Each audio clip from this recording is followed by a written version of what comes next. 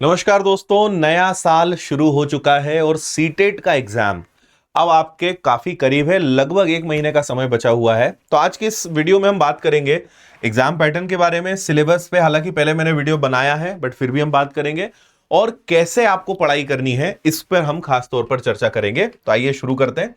सबसे पहले हम ये समझें, मैंने एक वीडियो पहले भी बनाया है, इसकी डिटेल जानकारी दी है, तो आप ये वीडियो जरूर देखिएगा। इसमें मैंने सब कुछ ऑलरेडी बताया हुआ है और आपको यह भी पता हो कि लगभग 1,61,000 विद्यार्थियों का रजिस्ट्रेशन यहां पे हो चुका है। 30 दिसंबर हालांकि डेट इसकी जा चुकी है, तो एक बड़ी संख्या में हर साल इसमें आवेदन आते ही हैं। और इसकी जो परीक्षा है वो आपको पता ही है कि इसकी परीक्षा है 8 फरवरी 2026 और लगभग एक महीना आपके पास बचा है जब आप इस वीडियो को देख रहे हैं। तो देखिए, एग्जाम पैटर्न की अगर हम सबसे पहले बात करें तो आपको पता है कि 150 प्रश्न होते हैं, 150 नंबर, 2.5 घंटे का आपके पास समय होता है, ऑफलाइन पेपर होता है। वैलिडिटी इसकी जो है स्कोर कार्ड की है वो लाइफ टाइम रहती है और इसमें नेगेटिव मार्किंग नहीं होती है। और जो आपका पेपर 1 होता है क्लास 1 टू क्लास 5 के लिए, उसका एग्जाम पैटर्न आपको पता है कि बाल विकास, शिक्षा शास्त्र, गणित, पर्यावरण और 2 भाषा, ऐसे मिला के टोटल 150 क्वेश्चंस, 150 नंबर का पेपर होता है। जो पेपर 2 है, जो क्लास 6 से क्लास 8 के लिए होता है, उसमें बाल विकास, शिक्षा शास्त्र, गणित और विज्ञान, गणित और विज्ञान शिक्षक के लिए, या फिर सामाजिक अध्ययन या सामाजिक विज्ञान, सामाजिक अध्ययन है सामाजिक विज्ञान शिक्षक के लिए, और दोनों भाषाएं होती है। अगेन 150 क्वेश्चंस और 150 मार्क्स का ये पेपर आपका होता है। और जो 2 लैंग्वेज है उसमें टोटल 15 ऑप्शंस होते हैं, इनमें से आपको कोई 2 भाषा चुननी होती है। तो ये भी आपको बहुत अच्छे से पता है। और मिनिमम क्वालिफाइंग मार्क्स यूआर के लिए 60% होते हैं, ओबीसी एसटी एससी के लिए 55% होते हैं, और मार्क्स में अगर जाए तो 90 या 82। ठीक है, सिलेबस इसका काफी बड़ा है और हमने इसकी क्लासेस भी विनर्स ऐप पर दी थी आपको। बहुत मतलब कम फीस में घर बैठे आप पेपर 1, पेपर 2 या दोनों की तैयारी भी कर सकते हैं। आखिरी में मैं आपको डिटेल दूंगा, आप चाहें तो अभी भी उस कोर्स से जुड़ के पढ़ाई कर सकते हैं। तो अगर यहां पे काफी टाइम लग जाएगा अगर मैं पूरा पढ़ के बताऊंगा, तो आप एक बार देख लीजिए, वीडियो को रोक के आप वो डिटेल में पढ़ सकते हो। चाइल्ड डेवलपमेंट पेडागोजी हो या फिर उसके जो टॉपिक्स होते हैं, फिर मैथमेटिक्स में आपको क्या क्या पढ़ना है, पेडागोजिकल इश्यूज में आपको क्या पढ़ना है, एनवायरमेंटल स्टडीज, पेडागोजिकल इश्यूज यहां पर फिर आ गए। लैंग्वेजेस में आपको क्या क्या पढ़ना है, लैंग्वेज 2। और पेपर 2 के लिए भी सेम इसी प्रकार से पूरा आपको सिलेबस दिखेगा। मैथ्स का, साइंस का टॉपिक्स लिखे हैं, कंटेंट लिखा है, फिर साइंस, पेडागोजी, सोशल स्टडीज और सोशल साइंस। और इसके बाद ठीक है, अब हम सबसे खास मुद्दे पे बात करते हैं कि आपको इसकी तैयारी कैसे करना है। देखो, हमेशा मैं आपको एक चीज बताता हूं कि आप जब भी तैयारी करें तो अपनी स्टेप्स को एलआरपी में डिवाइड करके चलें। ठीक है, एल का मतलब होता है लर्न, आर का मतलब होता है रिवीजन, पी का मतलब होता है प्रैक्टिस, LRP। तो आपके पास अब जो लास्ट मंथ है इसमें लर्निंग से ज्यादा आपको अब 2 चीजों पे काम करना है, रिवीजन और प्रैक्टिस। जितना ज्यादा आप मतलब जो भी आपने पढ़ा है आपको उसको रिवाइज करना है, क्योंकि हमारे लिए ये इंपॉर्टेंट तो है ही कि हम जो पढ़ रहे हैं लेकिन वो याद भी तो रहे। तो मैं हमेशा इसको ऐसे समझाता हूं कि आप सबसे पहले चीजों को समझते हो, समझने के लिए, दिमाग में बिठाने के लिए, सीखने के लिए लर्निंग की प्रोसेस होती है। अब जो पढ़ लिया वो आपके दिमाग में याद रहे उसके लिए होता है रिवीजन। ठीक है, अब पढ़ भी लिया, दिमाग में भी है, लेकिन एग्जाम में उसके क्वेश्चंस बने, उसको हम और मजबूत करें या आप उससे अब कुछ भी पूछ लिया जाए आपसे वो बने, इसके लिए होती है प्रैक्टिस। तो ये एक प्रोसेस है प्रिपरेशन की, आपको हमेशा इसको इसी के अकॉर्डिंग प्लान करना है।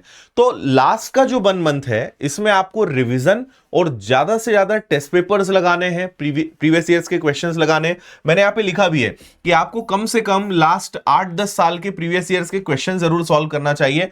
प्रॉपर आप इस तरीके से पेपर लगाओ जैसे आप रियल एग्जाम में बैठे हो, उससे आपका टाइम मैनेजमेंट बेहतर होगा। एग्जाम में क्या गलतियां नहीं करनी है, जो छोटी छोटी माइनर मिस्टेक्स होती है, आप इन सबको ठीक कर पाओगे। तो ये तभी होगा जब आप प्रैक्टिस बहुत अच्छे से करोगे। इस 1 मंथ को आप प्रैक्टिस पर बहुत ज्यादा फोकस करिएगा। इसके अलावा सिलेबस और एग्जाम पैटर्न मुझे उम्मीद है कि आपने अब तक बहुत अच्छे से समझ लिया होगा।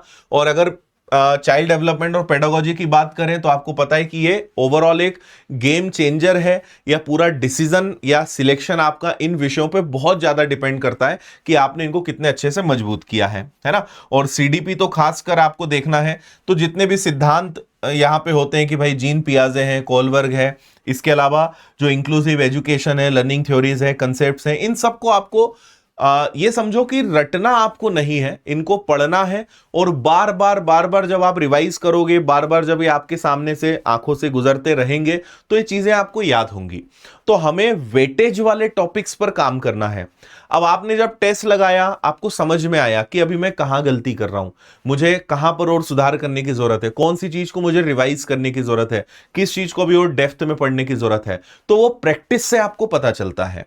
तो जो हाई स्कोरिंग चीजें हैं, हाई स्कोरिंग टॉपिक्स हैं, उन पे फोकस करिए, लेकिन प्रैक्टिस अपनी कंटिन्यू अब बनाए रखिए। अभी तक प्रैक्टिस कम करी है, कोई बात नहीं, लेकिन अब अपना ज्यादा से ज्यादा समय जो है प्रैक्टिस को डेडिकेट करिए।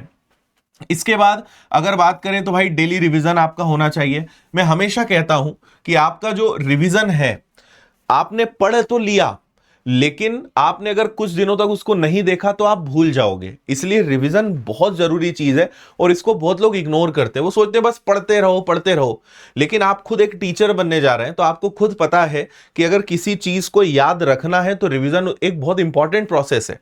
तो हम खुद टीचर बनेंगे, हम खुद ये चीज कल को बच्चों को सिखाएंगे, तो हमें भी वो चीज फॉलो करनी पड़ेगी, क्योंकि याद रखने की प्रोसेस में वो एक बहुत इंपॉर्टेंट मुद्दा है। तो आपको जो आप दिन भर पढ़ रहे हो वो तो रिवाइज करो, जो पुराना पढ़ा हुआ है उसको भी आपको पूरा पलटाना है। तो रिवीजन का एक प्रॉपर आप रूटीन बनाएं। और संडे को आप क्या कर सकते हो कि एक ओवरऑल डिटेल्ड आप पूरा एनालिसिस कर सकते हो, पूरा आपने हफ्ते में जो पढ़ा है उसको आप रिवाइज कर सकते हो। आपने संडे सोचा कि यार चलो आज एक विषय को ही पूरा रिवीजन कर लेते हैं, तो संडे का आप और विशेष फायदा उठाया करो। अगर आप जॉब में हैं या आप किसी कारण से बाकी 6 दिन उतना अच्छा नहीं पढ़ पा रहे हैं, तो संडे नया पढ़ने के बजाय आप रिवीजन और एक्स्ट्रा प्रैक्टिस पर फोकस कर सकते हो। इसके अलावा आपको पता है कि यार नेगेटिव मार्किंग नहीं है, तो ये एक एडवांटेज है, आप सभी सवाल को अटेम्प्ट कर सकते हो। ठीक है, आपके जो शॉर्ट नोट्स होते हैं ना, तो आपने अगर पढ़ाई करी है, आपने अच्छे से नोट्स बनाए हैं, शॉर्ट नोट्स बनाए हैं, कुछ इंपॉर्टेंट चीजें हाईलाइट करी हैं, तो ये चीजें बड़ी काम आती हैं।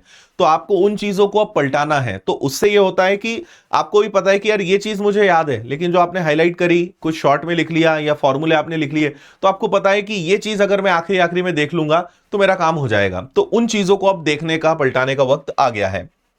ठीक है, कंसिस्टेंसी बहुत इंपॉर्टेंट है, छोटे छोटे टारगेट्स बनाकर आपको करना है। ठीक है, सीटेट आसान है, लेकिन सिस्टमेटिक इसके लिए तैयारी चाहिए। और मैं कहूंगा इसके लिए नहीं, किसी भी एग्जाम के लिए एक सिस्टमेटिक प्रोसेस तो आपको फॉलो करनी पड़ेगी भाई, तभी आप इस एग्जाम को निकाल पाओगे, है ना। और कंपटीशन नहीं है, लेकिन क्वालिफिकेशन है, इसलिए सबसे अच्छी बात है कि आपको बस एग्जाम को क्वालिफाई करना है। यहां पे कोई कट ऑफ तय नहीं होगा कि भाई इससे ऊपर के ही विद्यार्थियों को लिया जाएगा, क्वालिफाई करना है। तो यहां पे आपकी लड़ाई किसी से भी नहीं है। आपको तो पता है कि भाई मुझे इतने नंबर लाना है, कोई कितना कर रहा है, कोई क्या कर रहा है, फर्क ही नहीं पड़ता इस एग्जाम में। तो अपना जो टारगेट है उसके करीब पहुंचना है, और वो आपको पहुंचाएगा प्रैक्टिस। इसीलिए प्रैक्टिस करिए, एनालिसिस बहुत ईमानदारी से करिए, क्या नहीं बन रहा है, कहां गलती हो रही है, उसको समय दीजिए। केवल टेस्ट पेपर लगा के छोड़िए मत। एनालिसिस बहुत इंपॉर्टेंट रोल प्ले करता है हर एक परीक्षा की तैयारी में। इसलिए टेस्ट अच्छे से लगाओ, ईमानदारी से, एकदम एग्जाम हॉल की तरह बैठकर, और उन गलतियों से सीखो, उन गलतियों को सुधार करो। शुरू में नंबर कम आएंगे, शुरू में गलतियां ज्यादा होंगी, लेकिन जैसे जैसे आप आगे बढ़ते जाओगे आपके मार्क्स बढ़ते जाएंगे। अगर आपने अपनी गलतियों पर अच्छे से काम किया तो गलतियां कम होंगी, मार्क्स आपके बढ़ेंगे। तो इसीलिए इन बातों का ध्यान रख के आप आगे 1 महीने बहुत अच्छे से तैयारी करें। अगर फिर भी अभी आपके कोई प्रश्न है तो आप कमेंट कर दीजिएगा। और अभी हमने विनर्स की एप्लीकेशन पर नए वर्ष के उपलक्ष्य में सीटेट पर जबरदस्त ऑफर आपको दिया है, तो बहुत कम फीस में आप सीटेट की तैयारी कर सकते हो। तो विनर्स ऐप पर आपको एक कोर्स मिल जाएगा, तो यहां जाके आप कोर्स में जुड़ के बहुत शानदार तरीके से तैयारी कर सकते हैं। बाकी आप सभी प्लेटफॉर्म पे जुड़े रहें ताकि आपको सारे अपडेट्स मिलते रहें। फिलहाल इतना ही, बहुत सारी शुभकामनाएं, जय हिंद।